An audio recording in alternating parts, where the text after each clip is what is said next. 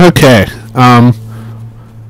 Some people were asking some questions about the Retron5, so I decided that I would do a video of it. Right here I'm going through the settings. There's some video filters. I like to use the HQ2X myself. You can enable and disable scan lines. All kinds of great stuff. There's some audio filters here. You can change the controller button mapping. You can go through and manipulate the save states and such, but overall pretty versatile. And the first game I chose is Castlevania 3 for the Famicom, because I want to show you guys how the system emulates advanced sound chips. Castlevania 3 in Japan had FM synthesis, so it sounds incredible. Also has preloaded cheats that you save on an SD card, and you can copy and save your games back and forth from the cartridge to the Retron and vice versa, but I highly suggest you don't do that because you might erase the battery. We'll go ahead and start the game. The reason why this is paused is because my PVR had some issues, so the sound kind of stutters a little bit, but this will give you a good idea what the video looks like, what the audio sounds like. Just pretty basic functionality test right here.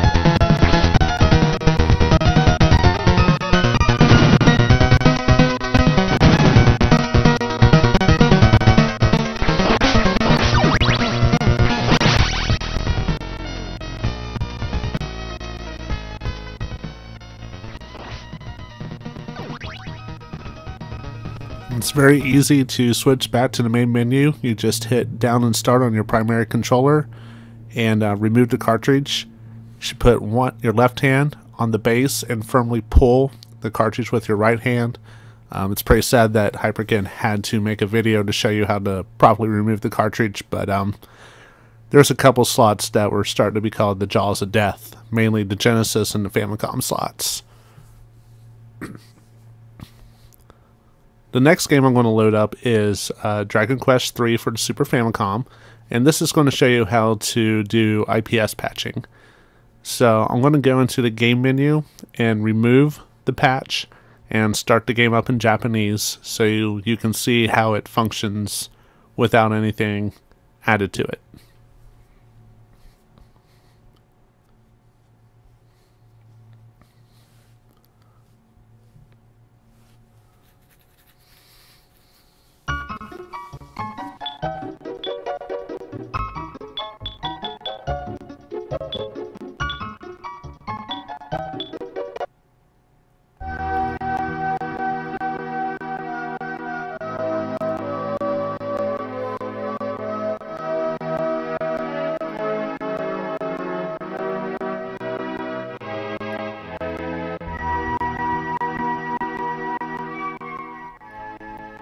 Now I'm going to go back and patch it, but I made the mistake of starting the game that I saved in Japanese. Because there's a character mismatch, it's going to air out.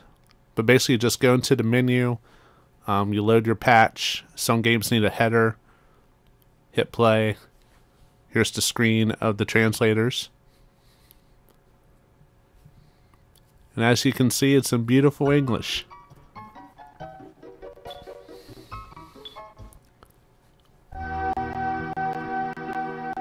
And it's going to glitch out right here. And this is a risk you run whenever you use ROM patches, because there's incompatible character sets between Japanese and English. Sometimes it's going to air out. So I'm going to restart the game and start with a fresh file so you can actually see that it does work.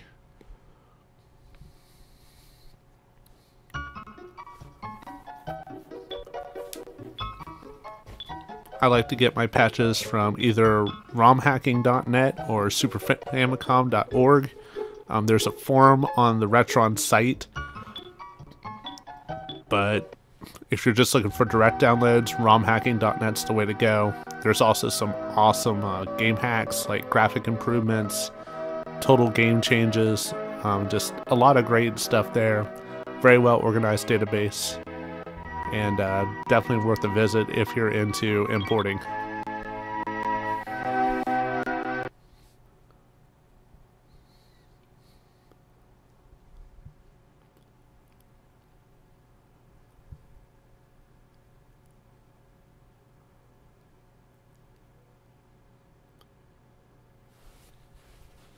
The next game that's coming up is Alien Syndrome on the Sega Master System. I use a pass-through cartridge that I got from Stone Age Gamer. Cost me $30. Does not support the Sega card, but you're only going to miss like 6 or 7 really crappy games. So it's cheaper than getting a power-based converter. Looks a little bit nicer, and doesn't cost anywhere near as much. I mean, roughly half. And the cool thing about this is that it emulates the FM sound. But first I'm going to set the region to USA so it doesn't load the Japanese version, which I'll show you here in a little bit.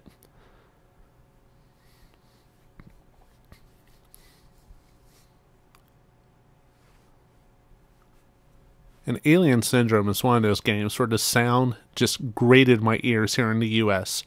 So, I mean, it's not perfect, but it still sounds so much better than what we had here. And it's a shame that Sega decided to strip out the Yamaha FM synthesis chip from the US version of the Mark III.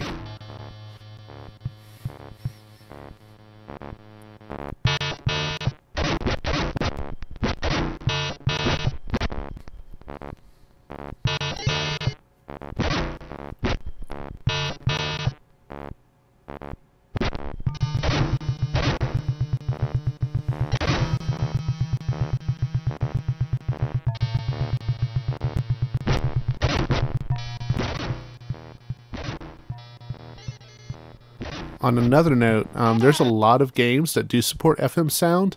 The only one that I know of that did over in Japan but doesn't here is Phantasy Star. And here I'm going to go in and I'm going to switch the region to Japan, and you're going to see something pretty cool at the boot up screen, and you'll notice some tile changes actually. The N tile will be an S. And we get the Sega Mark III boot up screen.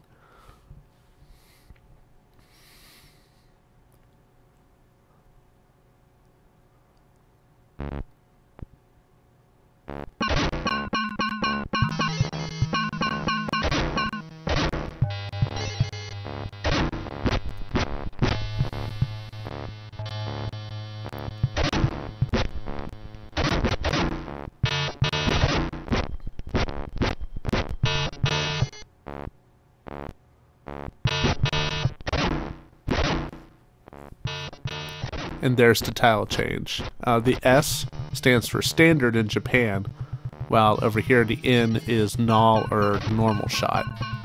Don't know why they changed it. My theory is that maybe they thought that people here would relate the S to the Contra S and think it was a spread shot. So, still one of my favorite Sega Master System games, even though it's not two-player like the arcade. In this case, though, I will have to say the Tengen NES version is superior.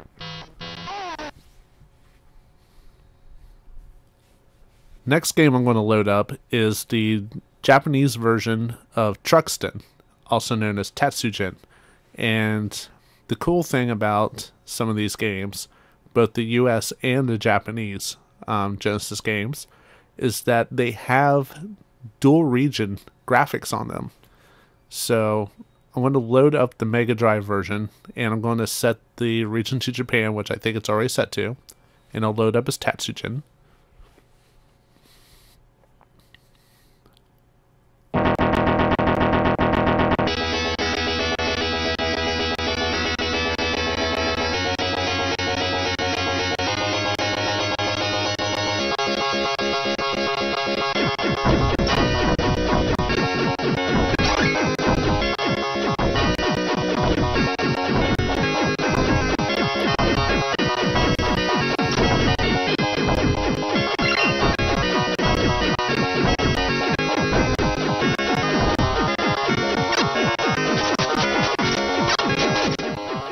Okay, now I'm going to switch the region over to US. And keep in mind that this is a Japanese Mega Drive cartridge. But whenever it starts up again, I think some of you US players will notice a very familiar title screen.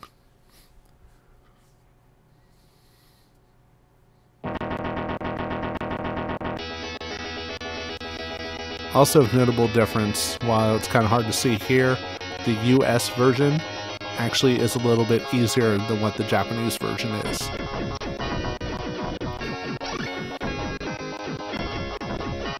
This also happens with the Japanese version of Mercs. Whenever you boot it up with the Japanese, it comes up and it roughly translates to Wolf of the Battlefield 2. If you switch the region to USA, it comes up as Mercs and everything's in English. And the final game I'm going to show you is Power Strike, the US version for Sega Master System. Great game, my favorite shoot 'em up. It's actually the game that got me into playing shoot 'em ups. But has a great FM soundtrack, and we're going to start it up with the US version first.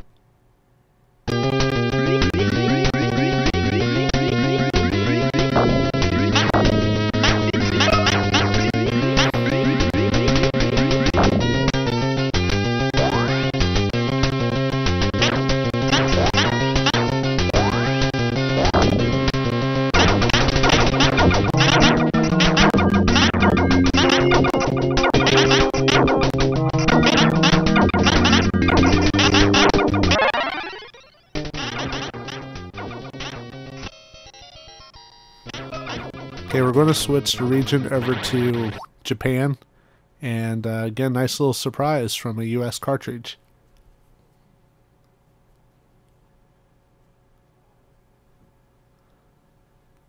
We get the original Japanese title of Aleste.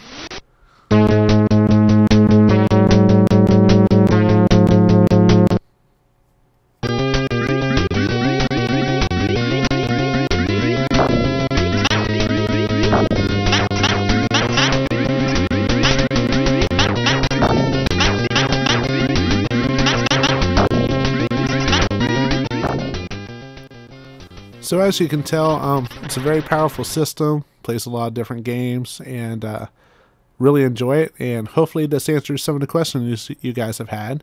Any more questions, let me know. I'll try to make some more videos showing you more functionality if needed. Till then, later guys.